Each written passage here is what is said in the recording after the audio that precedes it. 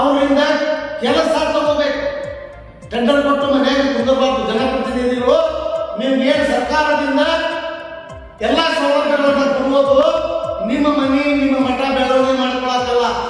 ನಮ್ಮ ಕ್ಷೇತ್ರದ ಅಭಿವೃದ್ಧಿಗಾಗಿ ಶಾಸಕರಿಗೆ, ಸಚಿವರುಗಳಿಗೆ, ಸಂಸದರುಗಳಿಗೆ ಸರ್ಕಾರದಿಂದ ಏನನ್ನ ಗಾಡಿ ಕೊಟ್ಟು, ಭತ್ತ ಕೊಟ್ಟು, ಮನಿ ಕೊಟ್ಟು, ಆ ವಿಧಾನಸಭಾದೊಳಗ ಹೌಸ್ ಕೊಟ್ಟು, ಪಾರ್ಲಿಮೆಂಟ್ ಒಳಗ ದೊಡ್ಡ ಬಂಗಲೆ ಕೊಟ್ಟು, ನಿಮ್ಗೆಲ್ಲರೂ ಸಾರ್ವಜನಿಕರ ಹಿತಕ್ಕ ದುಡಿರಿ ಅಂತ ಹೇಳಿ ಕೊಟ್ಟಿರ್ತೀವಿ. ಅದಕ್ಕೆ ದಯವಿಟ್ಟು ಇಷ್ಟು ದಿನ ಶತಮಾನದಿಂದ ಈ ಯೋಜನೆ ಅನುಷ್ಠಾನಕ್ಕೆ ಬಂದಿರಲಿಲ್ಲ. ದಶಕದ ಹಿಂದೆ ಜನರ ಒಂದು ಹೋರಾಟದ ಪ್ರತಿಫಲವಾಗಿ ಜನ ಹೋರಾಟ ಮಾಡಿದ್ರು. ನಾನು ನೀವೆಲ್ಲ ಸರ್ಕಾರದ ಕೈಲಿ ಆಗುವ ಕೆಲಸ ಇದೆ. ರಾಜ್ಯ ಸರ್ಕಾರ ಸ್ವತಂತ್ರ ಭಾರತದಿಂದ ಎಷ್ಟೋ ಪಕ್ಷದ ಸರ್ಕಾರಗಳ ಬಂದು ನಮ್ಮ ಜಿಲ್ಲೆಯ ವೀರೇಂದ್ರ ಪಾಟೀಲ್, ಸಿದ್ದು ಬಿ ನ್ಯಾಮಗೌಡ ಮತ್ತು ಬಸವಗೌಡ ಪಾಟೀಲ್ ಯತ್ನಾಳ್ ಇವು ಕೇಂದ್ರ ಸಚಿವರಾದರೂ ಕೂಡ ರಾಜ್ಯ ಸರ್ಕಾರ ನಮ್ದು ಬೇಡಿಕೆ ಇದ್ರೂ ಕೂಡ ಅನುಷ್ಠಾನಕ್ಕೆ ಬಂದಿದ್ದಿಲ್ಲ.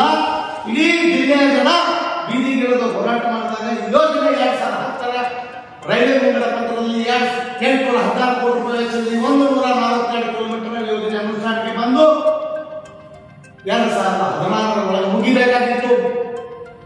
ಎಂತ ದುರಂತ ನೋಡಿ. 816 ಕೋಟಿ ಹೋಗಿ ಇವತ್ತು 4,000 ಕೋಟಿ ರೂಪಾಯಿ ಖರ್ಚು ಮಾಡಿದ್ರು ಪೂರ್ಣಗೊಳ್ಳಕ್ಕೆ ಸಾಧ್ಯ ಇಲ್ಲ. ಯೋಜನೆಯ ಹೆಚ್ಚಿನ ಹೊರೆ ಇದರ ಜವಾಬ್ದಾರಿ ಯಾರು? ಜನಪ್ರತಿನಿಧಿಗಳು ಇದ್ದಂತ ಸರ್ಕಾರಗಳು. ಜನರ ಭೋಗಸಕ್ಕೆ ಸೌಲಭ್ಯ ಸಿಗುವಂತದ್ದು ಕಡಿಮೆ ಮಾಡಿ ಜನರ ಭೋಗಸದಿಂದ 3,000 ಕೋಟಿಗಿಂತ ಹೆಚ್ಚು ಭರಿಸಬೇಕಾಗಿತ್ತು. ನಮ್ಮ ರಾಜ್ಯ ಸರ್ಕಾರ ಆಗಲಿ ಕೇಂದ್ರ ಸರ್ಕಾರ ಆಗಲಿ ಭೂಮಿ 2011 ತಗೊಂಡಾಗ 6 ಲಕ್ಷ ಇತ್ತು ಮತ್ತು ನೀರಾವರಿಗೆ 12 ಲಕ್ಷ ಇತ್ತು. ಇವತ್ತು ನೀವು ತಗೊಳಕತ್ತೀರಿ 48 ಲಕ್ಷ ರೂಪಾಯಿಗೆ ತಗೊಳಕತ್ತೀರಿ ಜಮೀನು. ಎಷ್ಟು ಹೆಚ್ಚಿನ ಅನುದಾನ ಕೊಡಬೇಕಾಗತ್ತ.